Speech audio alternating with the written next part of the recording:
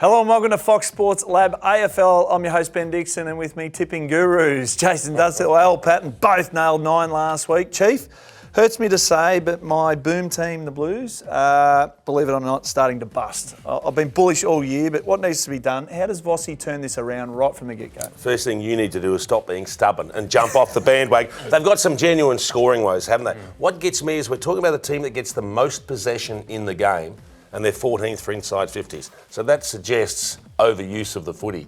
Worried about Paddy Cripps hasn't reached his Brownlow levels of last year, but the midfield as a whole, they're just not doing enough damage. I mean, they win their possessions, but they're not doing enough damage with the ball. If you take away the two big wins they've had over North Melbourne and West Coast, they're averaging 69 points a week. That's not going to get it done, Dicko. So you've got some serious problems, and I don't know that they've got a quick fix. That's the big problem. Well, that is the worry. Yeah, the turnovers are one thing, but when you look at it, you blame the game plan, or is it the execution of the players, Al?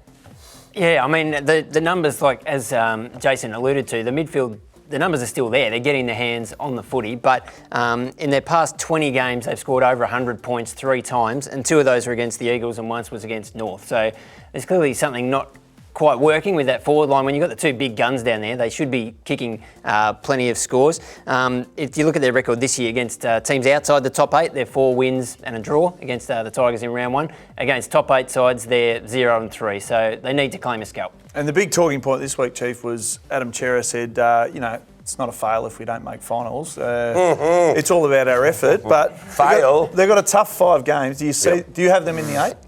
I think they're going to struggle to hold their spot in the 8 now.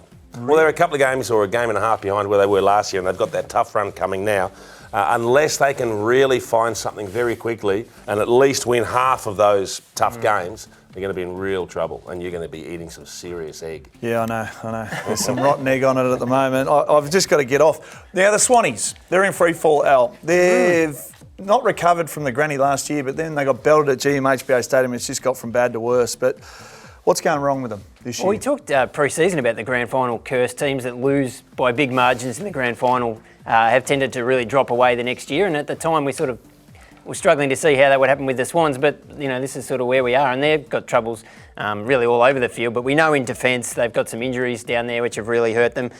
In the past 6 weeks, opposition teams averaging 98 points a game against them, which is the 3rd worst defence in the AFL. Not what we're used to seeing from the Swannies. And Chief, just quickly, I want to talk about their goal kicking because that's a bit of a bugbear for you. Last week, disgraceful against Collingwood, the way they hit the score, but their forward line's not firing. Is it an Isaac Heaney, Tom Papley, we just get you guys the ball because you can actually finish? I don't think Papley's been terrible. I know people are saying he needs to do more. He's had 1 big game, but if you're averaging 2 goals a game, he's just under that with the other games. I think for a small forward, that's doing your job. Isaac Heaney's the one that hasn't found any mark after a good year last year. Yep. And then you've got, McDonald, Franklin, both goalless last year. You can't rely on Buddy to do the job for you. We know they lost to Marty with an injury, so they're just having a few problems up forward, and if they're not getting a heap of goals from their midfield, they're in all sorts. Yeah, Heaney's a real watch. He averaged 2 goals a game last year. He's only kicked 7 for the season this year, and you look at his numbers are really down across the board. His goal kicking accuracy is down 40%, and a juicy little stat, his one-on-one contest wins. Last year, he was really good at that. This year, he's down to winning only 13% of those. So, he really needs to find something. Well, the Swannies years ago went 0-6 to start the season and still made the finals. Can you see, Al, can you still have them in your top 8? This is around the time of the year when the top 8 starts to sort of bed down, and you're looking at it, there's not many vacant spots in there, I don't think. There might only be 1 or 2 changes from here, so they might struggle. Particularly given Rampy's not coming back anytime soon. Paddy McCartan's not coming back anytime soon, if at all. So, they've got genuine problems to overcome. Not sure they're going to get there either. Yeah, that Rampy 6 to 7 week, that's going to hurt. He's the best defender in the league, in my opinion. All right, it's been a tough month for the Swans and the Blues. Let's see if they can turn things around. You know it's a better betting app when you've got stats and insights for every major game and race. Plus expert opinions from the best minds in the game, all in the palm of your hand. That's better.